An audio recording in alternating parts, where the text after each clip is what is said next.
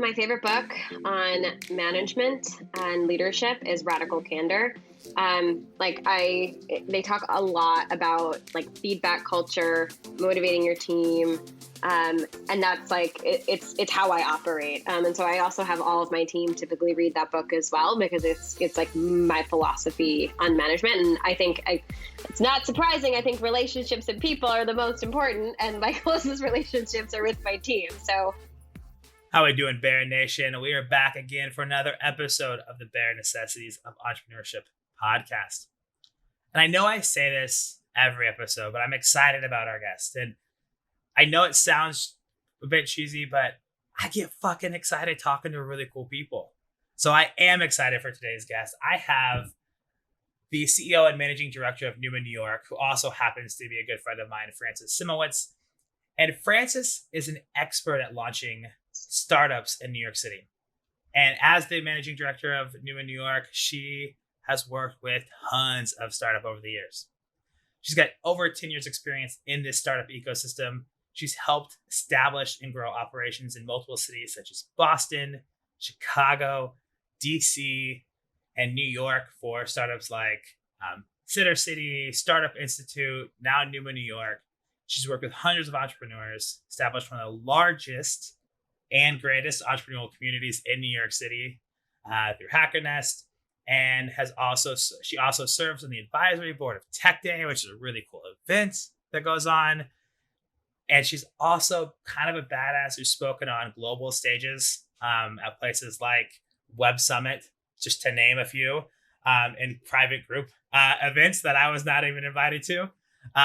So that's why I'm excited to bring Frances in. Not only is she an entrepreneur herself, she works with so many entrepreneurs, and we've known each other for a while. So Frances, say hi to Bear Nation. Hi, Bear Nation. Thank you so much for having me, Rob. I'm super excited to be here chatting with you. Obviously, I love you as a human being, and so getting to talk about my favorite topic with you, what could be better? Exactly. And, you know, as some may know, some may not, when did I meet you and start working with NUMA? 2018, 17, 18? I think it was around 2018. Yeah, it has to be 18 because 17 I moved here, and 18 was when I started getting into the ecosystem really after going through, the Venture Out program that I went through. So I've been coaching at NUMA, came in, did a workshop, came back, did a couple more workshops, started doing more workshops, started coaching more, started mentoring more. So I've been around the NUMA family for a while. We had a blast. So I got to be chosen to go to Summit with NUMA in a partnership program to speak while I was there. So NUMA, thank you, NUMA. But Frances and I have plenty of stories from traveling abroad and going to an amazing conference that ended up in our final night. Remember that little pub where we just started singing? I mean, it was amazing. It was magical. It was. Frances also loves to sing. She's an improv. She does improv, by the way. So for those who don't know her, like she has like some of the most amazing skills: singer, improv, acting. So we had this group, probably 10 of us from the ecosystem. So the first night there, I was out by myself, walking the streets, was about to get some food, and I heard this voice, this beautiful, strong male voice singing some amazing music. Walked in, had an amazing meal, great wine, and knew I had to go back. So I brought everybody. They closed at like 1 or 2. We stayed till like 3 or 4. They let us pull the guitars off the wall. We were singing, we were dancing, we were having a great time. Making up songs impromptu. Such good wine. That wine that was there, that was like in that cask that they made in the farm down the road was absolutely out of this world. Yeah, it was it was in Lisbon. It was just outside of the city, some farmer, and it was literally in this like wooden barrel cask thing. It was like farm to table wine in the most purest form. And I mean, we drank so much of it. I can't even imagine how many bottles that would have been if we actually poured it out into bottles, because we were there all night, folks. So, I know we could talk about a million stories, but we're here to talk about entrepreneurship, which is something we both love. So let's talk about your journey. Where did your entrepreneurial journey start? Because I know that you've been working in this ecosystem for a long time. So let's start from like, how did you get involved in this entrepreneurship ecosystem, or even think about being an entrepreneur? Yeah, I think so I don't have a typical journey. I actually, so I studied music education and opera in school, hence the singing, and had never really expected to find my way into entrepreneurship. It wasn't something that like I grew up wanting. In fact, I have a vivid memory, Rob, of being in the fourth grade, and it was career day. And they had a bunch of people coming in and talking about different careers. And I have a distinct visceral memory of them talking about entrepreneurship as a career path. And I remember thinking to myself, as in fourth grade, I would never want to do that. Like, that sounds like so much responsibility and terrifying. And like, it I never in my dreams would I think that I would have ended up here. I mean, I wanted to be a singer. I knew what I wanted to do with my life. And after college, I kind of had fallen out of love with music because, you know, when you are young and you're doing choir, it's very community based, right? Like you're making something beautiful with other people in a collaborative sort of way. And as you progress in a music career, really kind of where the dreams lie is in solo careers as an opera singer. And I hated it because I hated the mentality and the people. It was the idea that someone else's success means your failure. And there was a lot of ego and just like stuff that I was like, I don't like this. I don't connect to this. And so I fell out of love with like that aspect of music and spent a couple of years being lost, honestly, after college. And then I had this moment where I was nannying on the Upper West Side of Manhattan, and the kids were playing on the playground. And I had this moment where I was like, wait a minute, I'm like limiting myself. I can do whatever I want. Like the world's a playground, and I'm finally big enough to play on the big kid slides, and I can reinvent myself and my dreams. So my ex-husband at the time was working for a startup. He was a software developer, and he loved his job. And he worked at a startup, and I loved like meeting them or going out for drinks with his colleagues and how passionate they were about the work, how collaborative it was, how much fun it was. And so I started to have this inkling that like I would maybe want to work in startups. And I had started to network through his contacts to see if I could get a job. But my background I was a music teacher and a nanny. Like I was not qualified for anything related to business. I had this interview with this company called Storybird, which I really wanted to work for. It was super cool. They just took it as a favor, the call with me as a favor to their investors. And I followed up with him like tenaciously for him to have this interview with me. He interviewed me and he was like, you're so tenacious. And he was like, I really like your energy, but I don't know if you can do the job. And so I found my way to thinking about reskilling myself and finding a new path for education that might be a bit more flexible, and was looking at options for, do I go back to grad school and pay a bunch of money, which scared me because I was like, I just did that for my undergrad and, and I'm not using that degree. So what if I go back to school and I hate it? And I discovered this boot camp, or my ex-husband did. He was at like a conference and saw Startup Institute, which I then later on went to work for. And I actually have their logo tattooed to my body because I'm a crazy person. I have like all my logos tattooed to my body. Like I literally, my resume is on my left arm, like a crazy person. And he was like, maybe you'd want to do this one day. And I looked through their course materials, and, the idea was actually built on the same model of acceleration as Techstars, because it was founded by the managing directors of Techstars Boston. So that was like my first foray into the world of accelerators and of entrepreneurship. And I said to my ex-husband, I was like, no, I want to do this right now. Like, let's figure out how I can quit my job so that I could go to this program, which at the time, the boot camp at that point was only $4,000. And so like it felt, in 8 weeks long. So it felt much lower risk than going to school forever. So if I hated it, I could do something else. And it was one of the most important things I've ever done in my life, which is why it's tattooed to my body. Yeah, I love that. I mean, part of Bear Nation, we love non-linear career paths, right? Most people on the show, myself included, thought I was going to do something else and fell into entrepreneurship. And honestly, I heard my first startup. The first startup I heard about was Dwala, because at the time I was living in Iowa. Ashton Kutcher, invested in it. It was, the Cool. biggest thing to come out of from Iowa as a startup that I could remember. And it's like the coolest thing since sliced bread. That was like the first like, oh, startups, there's this whole world. And I was kind of like, okay, cool, whatever. Like, this is interesting, but like, I have my career path. And then I went off, chased, my wife, Christine, to Italy and got a master's degree, and then got reached out to on Twitter by this weird, like, guy who's like, hey, I have a company. I play for one of your, competitor teams. We should meet. We met, and I started working for him. And I was like, oh shit, I'm working for a true startup. And then I started to grow, and then I came through a program and, went through an accelerator. So I get it. We love the nonlinear career paths. And, you kind of made this point about thought you wanted to be a singer, and it didn't really work out because your success meant somebody else's failure, and you fell out of love. When you have something that you're so passionate about, you spent so many years of your life growing up to love and be and think that's what you want to do. What was that feeling like when you fell out of love with that? I mean, obviously that feeling of feeling out of love. I mean, how did you process that? You talked about like your ex-husband at the time, and the opportunity to kind of fall in startups, which is the healing process. But like, when you sat there and had to think about it, what was that processing like?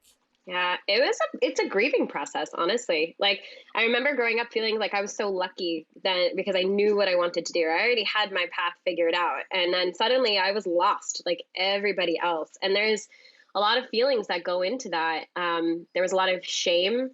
Like, my grandparents, really wanted to see me on Broadway, and they supported my music career, and they took me to piano lessons, and they paid for my voice lessons. And I felt like I was letting them down and disappointing them.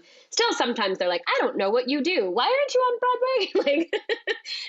But it was hard. It was sad but like, it's an opportunity then to reinvent yourself and to like rethink through your life and what you want. But it was hard, and feeling like I didn't have direction or path, or like I wasn't good enough. Like what if I never amounted to anything or had an impact on the world? So there was a lot of like hard feelings in that process of rediscovery to like what I would actually want to do. Yeah. I think it's kind of important because as teens and 20 somethings, we're taught you go to school for something, you pick a career, you get a degree, and then you go work in it. And it's like, you feel stuck, but you don't have to be fucking stuck. No. It's okay if you fall out of love with something. Right? It is going to be a grieving process, as Frances just said. But for those listening, as you think about your career, it doesn't have to be what you expected. It can be so much more, something so different. And I was just thinking about this because you grew up with your grandparents in Buffalo or in New York City, or no, I was in Long Island. But yeah, I grew up with my grandparents because like my mom had a baby at 18, and so I was with my grandparents and my mom till I was about 7. Okay. Well, I couldn't remember because I think it's Daniel that lives family up in Buffalo. He's in Buffalo, yeah. So I know it was 182 or Buffalo, 182 or Long Island. Yeah. But what's funny is that Frances and I actually found that we had a lot more in common than we ever thought. In fact, that Frances originally family in Missouri as well. Yeah, I have family in Missouri. So Frances and I share kind of a Missouri connection. And when you hear her story and you hear about this passion and this growth and her grandparents taking her to lessons and this kind of pain and almost disappointment for everybody else but yourself. Right. And you kind of start thinking about that. And a lot of us feel that way, that we stick to paths because we think it's what people want us to do, not what we want to do. So getting back to your story, right? You went through this startup boot camp thing and you're like, I want to do this. Yeah. Tell me about that. How did you get into Startup Institute? Like, how did you work your way into that to like, this is I'm going to take this boot camp, low risk, high reward. I mean, I went and got a master's in Italy because it's that's cool. Yeah. Well, 1, it was cool. 2, it's like 1/8 the cost of getting it here. And 3, I got to go coach American football and live there. But again, lower risk, higher reward, right? Even if I didn't learn something, I was going to be living in a new country. I was going to learn so much. Yes. Right. So I love like, hey, this low risk, high reward opportunity. I want to do this now. So tell me about that process. Like, I need to understand where this key turned for you that clicked into what will happen when we talk about NUMA. Yeah, I wanted it so bad. I remember I applied and they wanted to schedule my interview, but I worked like a 14-hour day nannying because like I would take the train 2 hours into the city every day to nanny on the Upper West and 2 hours back to Long Island every night. And it was a long day. And so like, I was so happy when they had answered my application and they were willing to do like a very late, like 8 p.m. interview with me. And I like ran home, I put on a blazer for my interview. I went through 2 rounds. I got accepted. It was like one of the happiest days of my life. I was so excited. And I started this program, and I met so many people, because it basically, the idea, like very similar to an accelerator, is that people that are teaching you in the curriculum, people that actually operate using those skills every day. So like I did the marketing track. I actually don't like marketing. I'm a salesperson, but I didn't know that then. You're learning from people, like the person that taught me how to do Google Analytics worked on the internal Google Analytics for Google. So like they're an expert in that skill set. So at the same time that you're learning skills, you're also building network and building connections. And that was the most important part about it. And learning how to leverage your network and make asks and go on coffee meetings so that you can find opportunities. I took 2 unpaid internships during that period of time as well, so where I could start to actually build out and practice my skills. They put us also in partner project groups and partnered us with other startups across skill sets, because they had a development track, design, marketing, and sales. And we all collaborated together to make an impact on an actual business. And I just loved how creative it could be and collaborative. And it reminded me of the reasons I fell in love with music in the first place, even though it wasn't music. And so I graduated. It was 8 weeks long. I walked away with a ton of friends, many of which are still like my best friends and core people today, that are still my network and are still supporting. And I then started the job hunt, and it was brutal. I had probably about 100 first round interviews. Like I got still so many no's along the way, until I got my first job at Sitter City. So Sitter City had been, actually when I was nannying, babysitting, I got all my jobs off of their platform, and they wanted to start a new on-demand babysitting service. And it was sort of like the innovation inside of their startup. And so I opened up their New York office, later launched their service in also Boston and DC. And it was a really great experience. I loved being able to work with the team and kind of get my hands dirty. And then I had the opportunity to join the team at Startup Institute. And that was like so amazing. That's actually where I met John Lynn, one of your other previous guests. And he and I worked there together, but got to actually work with students and help other people change their lives and their career in the same way that I had the opportunity to do so. Love that. And, it's interesting, right? Because we think about the job market today, and especially now, and as we're recording this in July, this will probably be out in August 2021. We're in one of the hottest job markets we've had in a long time. Post pandemic, things are opening back up. The future of work has changed.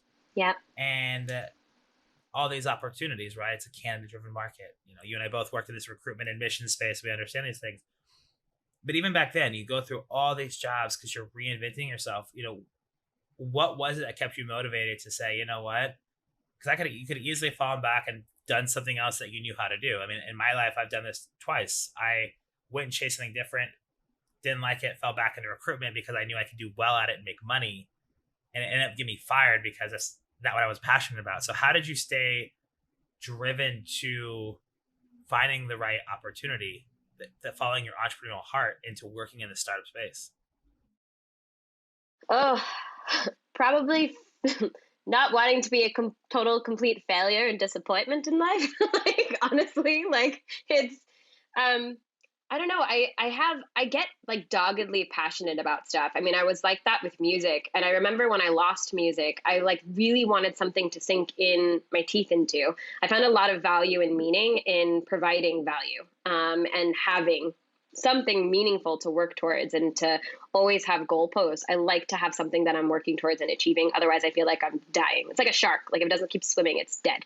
So like, I think that's kind of that. And like, I loved the space, and I loved the community, and I loved like a lot of startups have really cool missions, and they're like, I want to curse, like they're fucking doing cool shit and they're innovating in so many spaces. There's like music tech. There are people that are doing like amazing things within sustainability. They're going to change the world. There's like SpaceX that is trying to figure out how to get us to Mars when like the sun eats the earth one day and we can't live on the earth no more, or until we kill it first, which is probably what's going to happen. But like, and I just like loved the space so much. And I just wanted to, I was determined to be a part of it.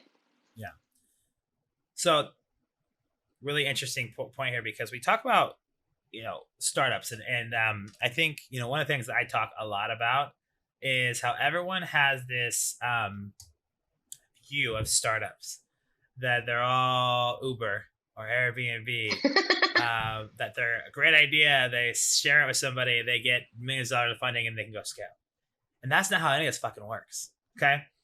And who better to talk about this? So at Startup Institute, got to do that for a few years. You grew to the associate director of missions.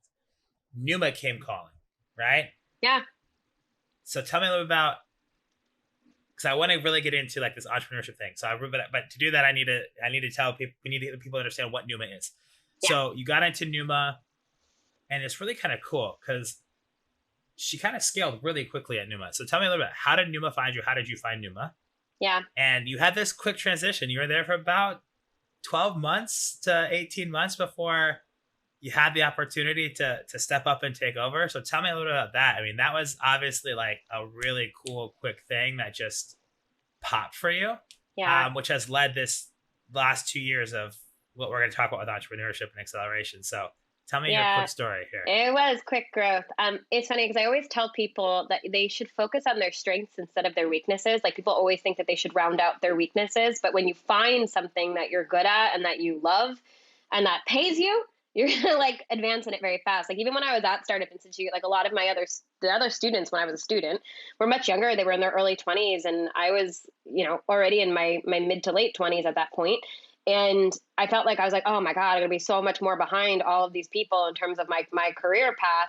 And I wasn't, because I found the right fit for something that I was good at and I was passionate about, and that allowed me to position myself for opportunities to grow really rapidly. And so like, I always tell people to choose opportunity over money at first and position yourself for growth. We've not heard that quote, Bear Nation. Opportunity over money every day. I've been saying that for years, but I use that in almost every episode. So I have to give a little raise up for that. I love it. Yeah. No. And like, so actually at the time I had 3 job offers. I got like, it was cool too, because I had gone from having to like struggle to get job opportunities to, because I built a network. And this is like also a really important tip, just like build relationships. Always be building network. Always, always, always, because that's where opportunities come from, is from relationships. And so I no longer had to like apply cold to things. People were pinging me because they knew I was on the search. And so NUMA was opening up their New York office. And for me, it was a really exciting opportunity because it was to join, like to get to build a program from scratch. Like, I had been working for Startup Institute, which was an existing program,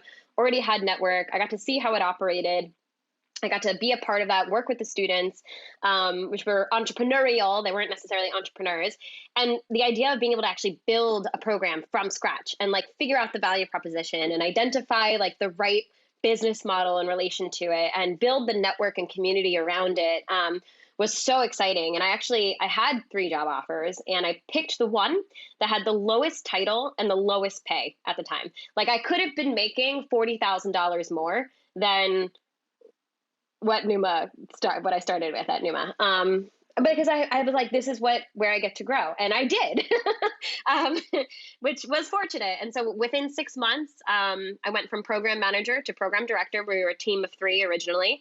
And then right before about 2 years, I took over as the CEO and managing director of the office when the previous one, who I love, Aviva, went back to France. So, and then I've gotten to run the activities and operations since then. And so I want to back up here, because there's 3 big lessons that you shared all in that short string of this story that have been consistent, persistent messages of this podcast. 1, chase opportunity, not money. We talk about it all the time, right? Especially millennials and Gen Z. When you think about entrepreneurship, follow your heart, take the leap, take opportunity. One of the things that took me a long time to do that, to make that full jump. And it took me getting fired to be like, Rob, there's no other choice. Why are you hiding from it? And, I say this all the time, and John said this on an episode earlier, which we talk about you, is that lean into fear, because through fear, that growth happens. And you coined to him early that have the hard conversations. It's in the hard conversations that learning really happens, right? Yeah. In leadership and especially in entrepreneurship. So that was the first one, opportunity, not money. Second one, and for those that are part of Bear Nation know this, I have a book coming out called The Social Soul: How to Master Your Personal Professional Brand with Intentionality and Authenticity.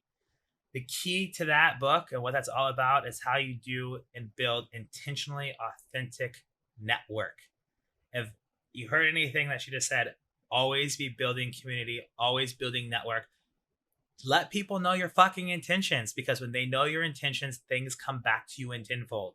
Going from grinding out hundreds of no's to 3 job offers at the same time because people are wanting to talk to you because they know your intention.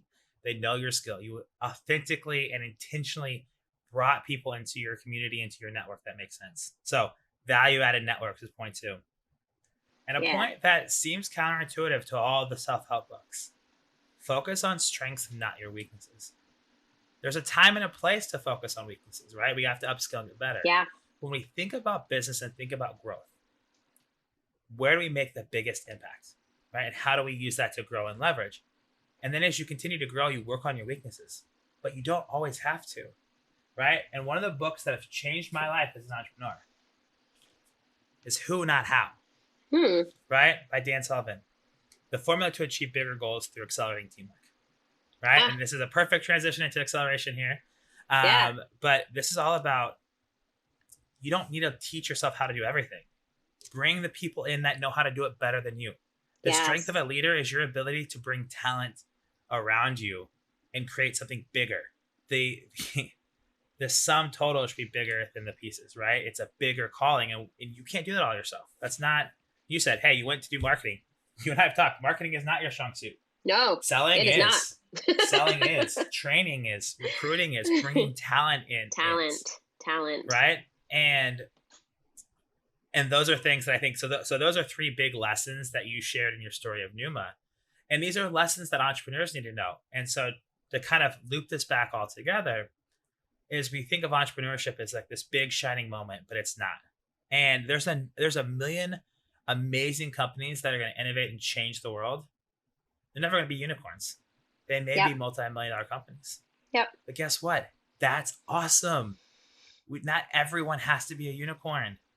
Yes, that's what we strive to be, but impact, opportunity, creating something that helps others is so important. So I want to talk about acceleration, right? It's a word that we use a lot. Yeah. And those that haven't heard, go back and listen to John Lynn's episode. We talk about acceleration in that episode too. But talk to me about, what do you do to accelerate startups? So NUMA is an accelerator. NUMA brings in companies from all around the world to help accelerate growth in the U.S. market. How? What does that mean? What does it mean to accelerate growth? Yeah, so this is actually a thing John Lynn talks a lot about as well. And I don't know if he mentioned this on his talk, but like there's a combination, like accelerators have a start and end date. Typically, they should be cohort based. So you should have other members and peers that are going through the same experience at the same time, because that breeds collaboration. It breeds finding other opportunities. It's another connecting point. Like, you are going through this period of time in this journey with others that are in the same position as you. There are aspects of curriculum. So there's educational components of things that you need to know or might not know about the business. And they're usually taught in an accelerator by people that are actual experts. So like Rob, for a long time, you're one of our best sales experts. And like, you've also done stuff on recruitment and go-to-market strategy with our teams. And like, it's people that actually have this experience and knowledge that you might not have. And then the biggest and most important aspect of accelerators is the network and the community and the connections, because that, as we mentioned before, like whether you're looking for a career or whether it's your business or whatever it is that you're trying to do, your network is one of your most important assets. And so giving them a network in the US to drive business opportunities forward and knowledge is so, so critical. And so those are like the key components of how accelerators work and how our model works as well for our entrepreneurs. I love this thing about network so much. And, one of the things that I found super fulfilling about the NUMA community, in fact, pat myself on the back, those that are listening, you can't see it, but in the latest cohort, that recently happened. I actually didn't do a single session. And what's cool is that 3 people I introduced to NUMA did those sessions. And what I love about that is that I am an expert at certain things and I'm always upskilling, but there's also so many amazing people out there that startups, these accelerators need to hear from different perspectives and different places and different people doing at different things because they're different stages, right? When you think of startups, we're looking 0 to half mil, right? 0 to a mil, maybe some of the companies you had, maybe, 2 to 10, we've had a few of those. Yeah. We have some big ones. Yeah. Yeah. But majority of them are in that like half mil to, I'd say 2 mils, where a lot of those companies come in and they're in different segments, different sectors, different parts. And the cool thing about accelerators through the curriculum and through the network is that they have a chance to talk to a guy like Rob, who has scaled a business from 0 to 1, or maybe go talk to a guy like David Weiss, who brings in a very structured approach with the MetaPEC to really help technical founders who need to do sales and really put process together. And that's what I love about this accelerator community, and so many people don't understand, is that they think, oh, I'm going to go through this accelerator 3 months and go make $1 million in business because it's the US market. It doesn't work that way. So doesn't. So No. What do entrepreneurs who are looking to grow and scale in the US market, right? Whether they're from abroad, from the US, you're thinking about accelerating and you're thinking about growing your business, what are some of the bare necessities that a company needs to think about before they can really look at this accelerator model to hit that because accelerators can help a company do in 3 months what might take them on their own 9 months to 18 months to learn, right? Yeah. So what are the bare necessities to know if you're ready for this acceleration space? Yeah. I mean, it's also different by accelerator, right? Because there are early stage accelerators, there's early stage incubators that are ready for you to take you from, idea stage into your MVP. And so I think, do your research as an entrepreneur as well in terms of what stage you're at. So it's also self-awareness of where you are at. So that okay, what is actually going to be the right fit for me? What are actually my challenges right now?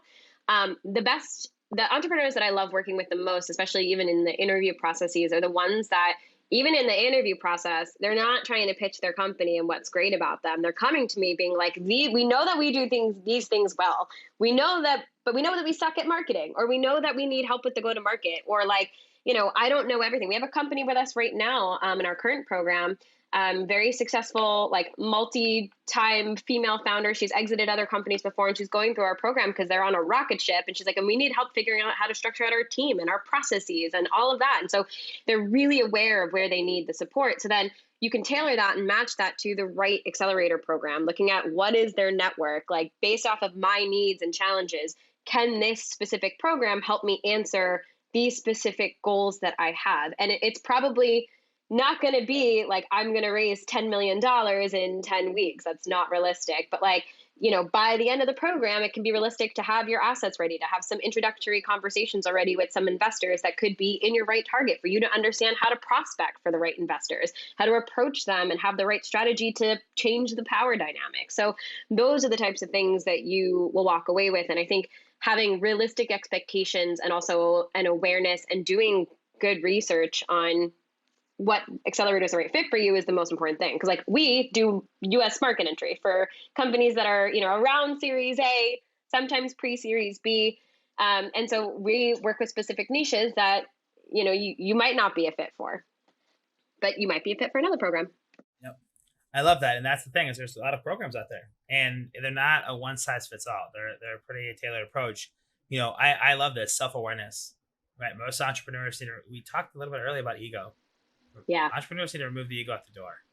Look in the mirror, right? And the second piece that she said, they're not trying to pitch us and know what they're good at. They know what they're good at. They need support. Because guess what? We all fucking know the US market's huge, and your market, total addressable market's fucking 2 billion or 4 billion or whatever. We know that. We know the market. Investors know the market. Yeah. You're not going to get it there in 2 years to get 2%. They don't want to see that. Oh, we're going to be there in 4 years. No. How? Yeah. How are you going to go get 1% over the next 2 years? Because 1% is still a multi-million-dollar business. Yep. Tell me how the fuck you're going to get to 1% in the next 4 years. Right? And that's one of the things that I love about the companies that come through NUMA, is they understand that. and they work towards that. And there's been a lot of successes out of NUMA. I want to change gears a little bit on you here. The CEO and managing director of NUMA. And I've had the pleasure of watching you speak on different stages. I've seen the different panels and things that you get into.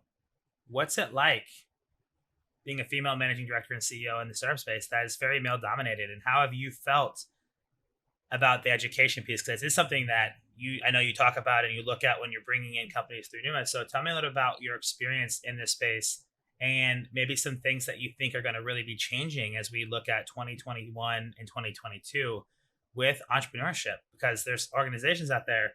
There's a stat that Alex Badorf, I don't know if you know her from Get Shit Done. Yep. Right. Yeah, I think John introduced me to her, and of course you know her. We talk about 50% of entrepreneurs are women.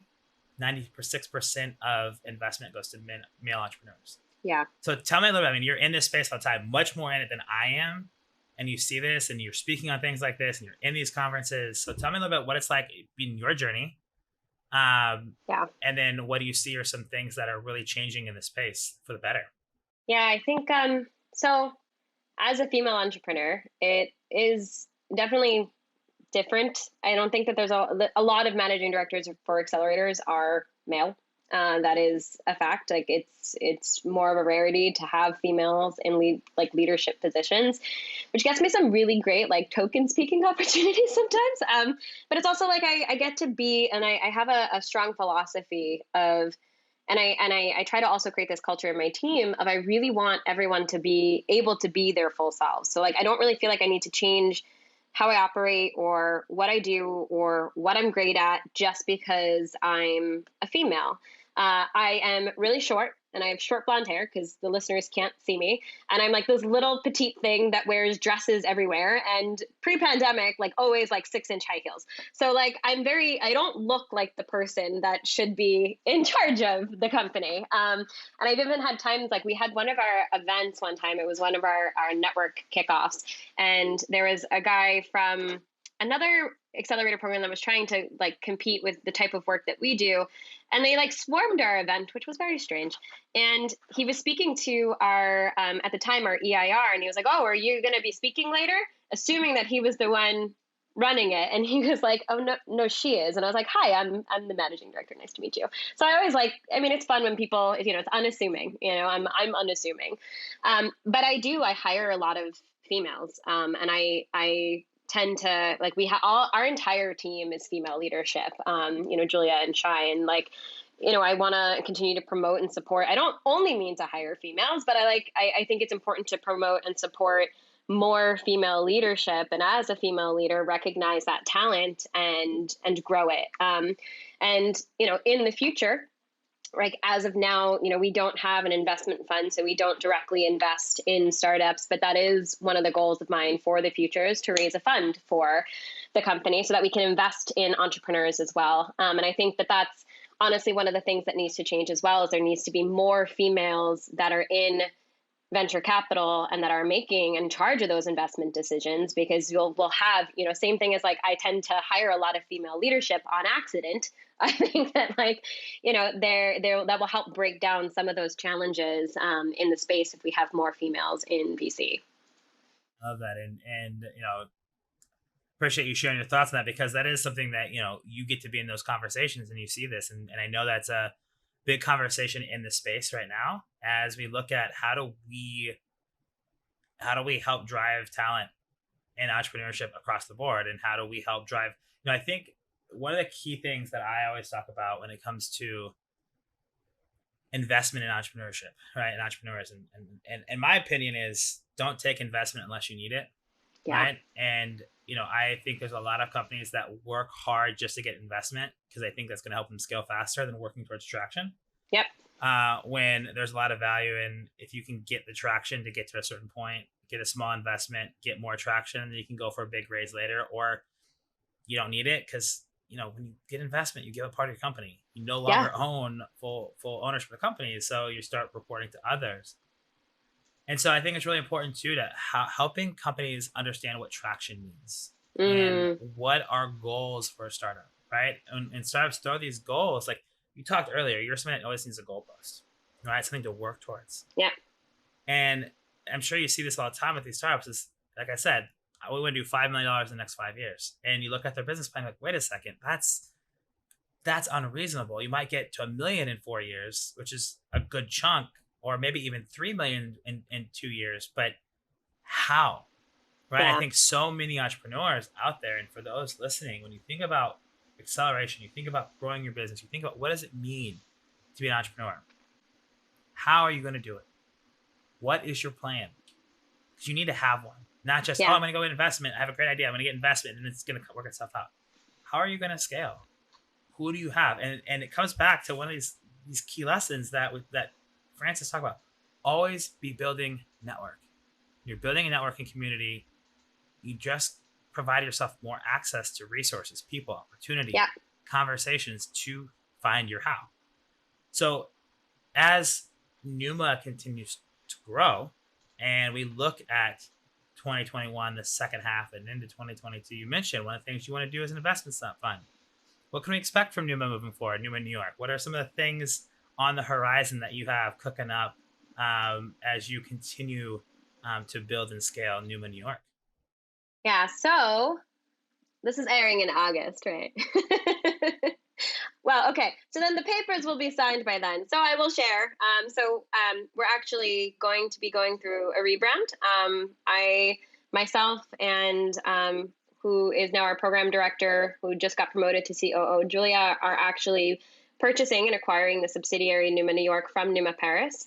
So at this point, probably when you're airing, this will have already been done, and going to be able to continue to grow the business in the direction, be able to continue to work with the international entrepreneurs from around the world, do more partnerships with governments, and ideally raise a fund to be able to invest in these entrepreneurs that are ready to scale into the US, that need that extra capital either for, bridge round or for their next, Series A or Series B. So very excited for the future, because now not only was I the CEO, but now I'm taking it to like the next level. I thought I hit the ceiling, but now I get to continue to grow and build what I love. That's so exciting. And, I already got little, goosebumps. I've luckily known a little bit about this ahead of time, which is why we're teasing it, and lucky enough to be probably one of the first people and one of the first audiences to hear it on a larger scale that this will all have been set in stone and released as this comes out late. This episode will be out late August. We're shooting now in, early July. But it's so awesome to look forward to and think about what this opportunity provides. So we've been tracking Frances's journey. Entrepreneurship was never what she thought. And in fact, she has a vivid memory of fourth grade of being afraid of entrepreneurship. Yeah. Wanted to be on Broadway singing. Fell out of love with music. Fell in love with the startup scene. Worked her ass off to go be a part of a startup institute. Got her first job launching a new office and launching 3 different offices. So entrepreneurial minded for another startup. So taking that on. 3 job offers. Took the lowest pay, lowest title for the biggest opportunity. And within 2 years, CEO and managing director, and basically took something that was brand new and helping grow and scale it, and now has the opportunity to buy it out, own it all herself, full on entrepreneurship minded to a T, taking full control, live or die by this, because the opportunity to grow it and the things that NUMA will be able to do is amazing. And if that's not like just a fucking cool entrepreneurship story, because the entrepreneurial journey is ever changing. It's as much of a mindset as it is a career. Yeah. And entrepreneurship is impact. And I truly believe that. I mean, that's something that I believe. It's why the bare necessities of entrepreneurship. So thinking about the bare necessities, we talked about from other entrepreneurs looking at acceleration. What are some of the bare necessities that you're excited about, that you're preparing yourself for the next stage of the rebrand and taking on this business? What are some of those things that that are going to be challenges that you're preparing for today? Yeah. So many. So there's, one of the things that is really important to me is the team and continuing to build up the team. We're actually hiring right now for a program manager.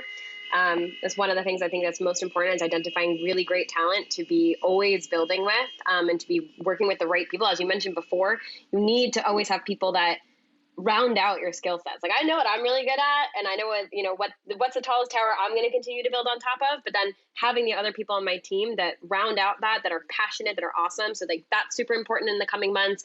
The actual transition of the company and figuring out what is our new path forward, the direction, how we're managing everything. We get to do the fun stuff like new website, new logo, new name that we'll announce at some point, probably in September. And so building towards all of that. We're also right now in a ton of programs. We're running 4 programs right now simultaneously. And so also right now getting through that period of intense execution so that we can be in build mode again. So it's always figuring out how to refocus, how to continue to move forward. Yeah, many challenges.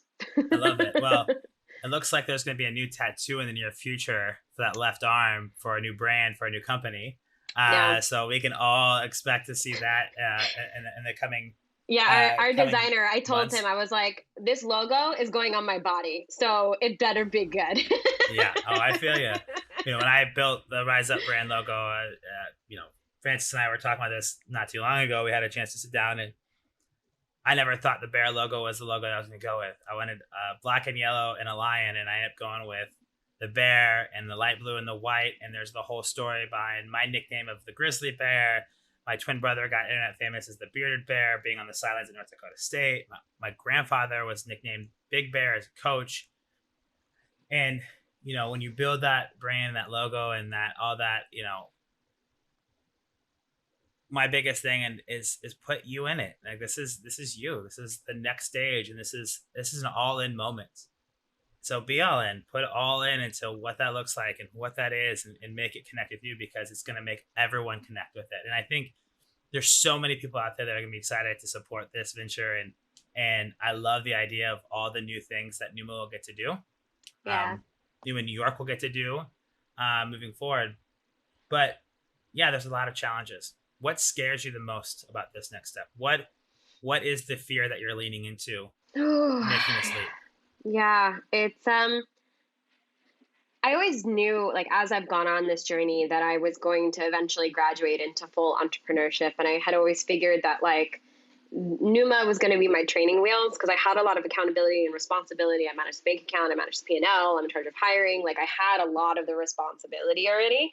And so now it almost feels like the training wheels are coming off, because at the end of the day, I could have still like put in 2 weeks notice and like left if I really wanted to, where that's no longer an option. And so I think now that I don't have that safety net, there is a thing in the back of your brain that's like, I could totally fail and end up on the street in a box. Like I could totally like fuck this up. So there's, a new level of responsibility, and entrepreneurship is a lot of sleepless nights. It's a lot of like at night worrying about my team and their stress load, and like that little like spiky ball in the middle of my stomach, being afraid about like, why hasn't this client paid yet? And like, what happens if, this project falls through, or all of the things. So there's, it's not easy. And I think 4th grade me knew that. Like, she'd be falling off her chair right now if she knew what I was doing. But it's scary, and you have to do it though. You have to lean into it. And like every day, you're doing things that scare you, that make you uncomfortable, having hard conversations with team, or with investors, or with people, or with clients. Like it's every day there's something scary that I'm doing. Yeah. But, as we said earlier, it's leaning into that fear. That's where the growth happens. And, yeah, one of the things I've noticed since I started my entrepreneurial journey with Half Day Group and Rise Up and launching both the businesses is, as scary as it is, and as nights that I haven't been able to sleep, or nights that I just have anxiety, each day you get to make the impact that you want. And that's what I love about entrepreneurship. When you build the business, and, to all those entrepreneurs out there, you've heard my story multiple times about waiting. Frances just talked about her journey to this, and that, 4th grade her would be falling off her chair, but it took from 4th grade her to today to get to where she is, to be able to say, you know what, training wheels are coming off.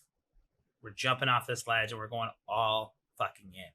Because if not now, then when, right? Like, opportunities, chase opportunity, not money. Opportunities like this don't happen when you have a chance to buy out and own something and take this on so that you can grow it. It's not something you put time and energy and effort to take this to the next level. And I think that's, such a key, amazing lesson that everyone can take away. And also coming back to another key lesson that she shared, none of this is possible. All these steps in her journey has not been possible without every step along the way building a network and a community. And one of the things I can tell you that Frances has done well, and from the moment I've met her, and I'm feeding into this community and network to do things, to take over things that I used to do because it benefits everybody involved. Yeah. And Frances is one of the few people that I know that makes a huge effort to always reach out to that network and just ask, hey, how you doing? Hey, we're doing a wine o'clock. Hey, we're doing a virtual event. And it's not just a few people, it's to the whole network. And that seems overwhelming, that can seem expensive, etc. But the community is so engaged. And I know I'm not the only one, right? I'm bringing people in. I see this all the time. And as an entrepreneur, we haven't nailed this down even harder. Don't stop being an authentically just fucking awesome human. Build community and network, because that takes you places. Like, if you haven't learned anything from Frances, go back and listen to the story again. It's all about relationships. It's all about building network, building community, building opportunity, chasing opportunity. And that's, for so many young entrepreneurs out there, don't let that fall by. Don't do something because you think you have to, or you're going to disappoint somebody else. Do what you want. Follow that passion. And it may come from a place of grief, of falling out of love with something and not knowing what the fuck is next. Yep. And then finding that passion.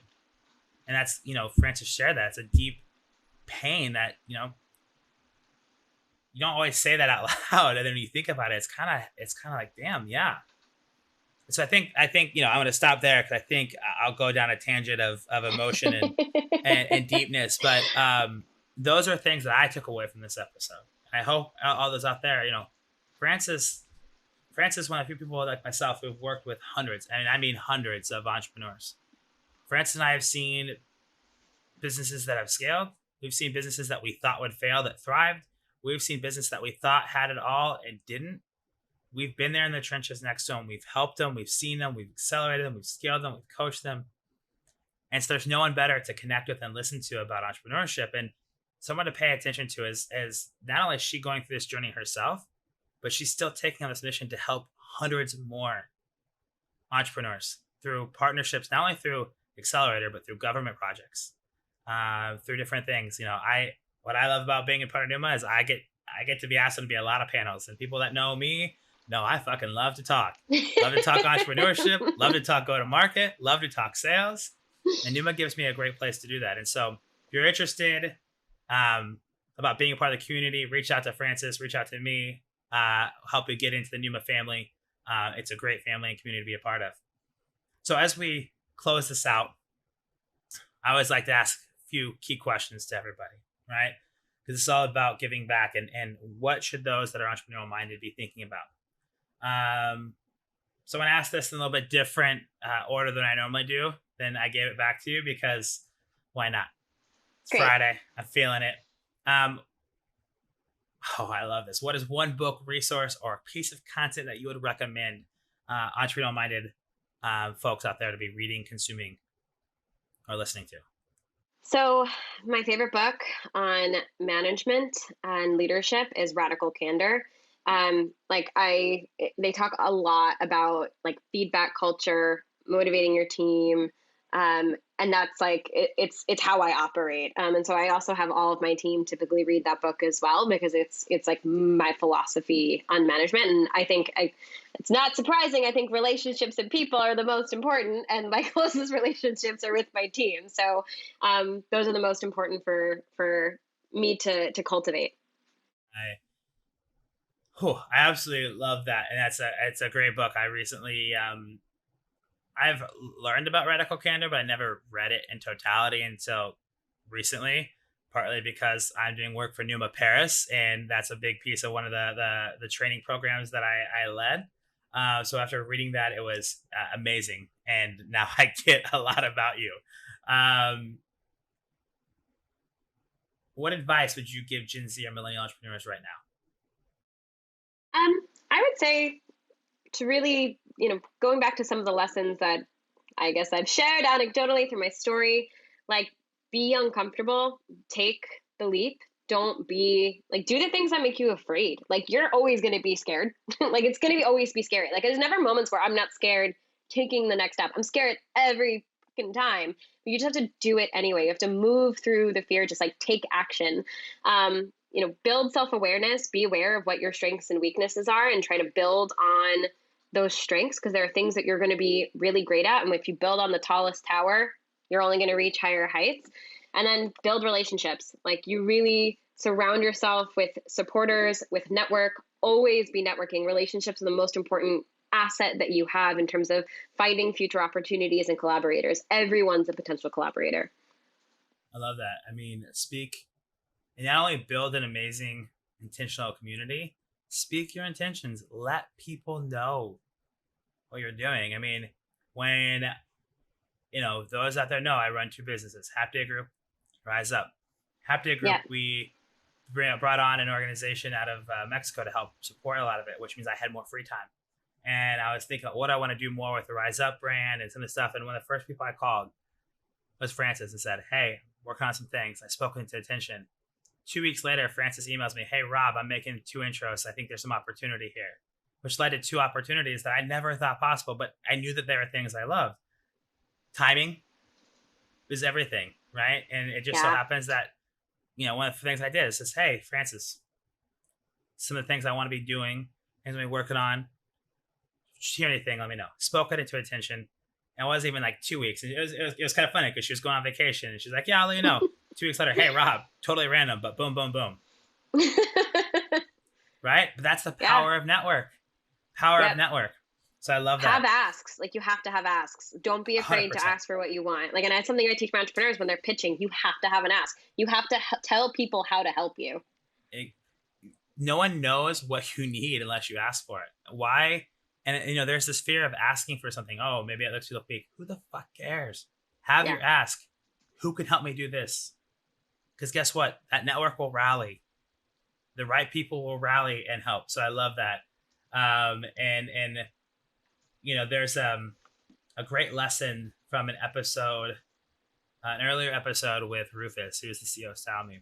Rufus used to work in blue chip companies and Moet Hennessy, all these things. And he had an opportunity at a serial entrepreneur call him like, hey, I need somebody to run this company. And one of his mentors told him, if you're comfortable in your life, sitting on your couch, having your vacations, you're in the wrong place. And he didn't get into entrepreneurship until way later. And he was like, I had that moment. I was comfortable with my life and I was missing something. And I jumped into it. So I love that lesson. Leaning to discomfort. We have some really awesome common themes of entrepreneurship showing up here in the Bare Necessities. I think I already know the answer to this. What is your superpower, Frances? Yeah, I would say probably relationship building and identifying really great talent to do the things I'm terrible at, because I'm terrible at a lot, Rob. I love that. I mean, I can't, snap that up, raise that up more than enough, because it's something I live by too, right? Building great communities, building value out of networks. And, we talk about that a lot. So when we think about, I shared a lot of these, anecdotal key lessons here, and there's a lot. What is your lasting message that you want to kind of leave our listeners with as we step out of this episode together? Yeah, I'd say having fear, as I mentioned before, is part of the process. Like, as you were mentioning, like, sitting on your couch being comfortable, that's when people are typically the most unhappy, is if you're sitting in a place that's super comfortable. Like, challenge yourself. Entrepreneurship is super hard. It's not always easy. It's sometimes scary. It's not always glamorous. But like, it can be incredibly rewarding. Like, you get to build stuff that you want to build. You get to find meaning. You get to find opportunities to create value for people, to potentially have the opportunity to change the world. And so if you focus on the relationships, the why of what you're building, you're going to find those opportunities and put yourself in those opportunities to be successful.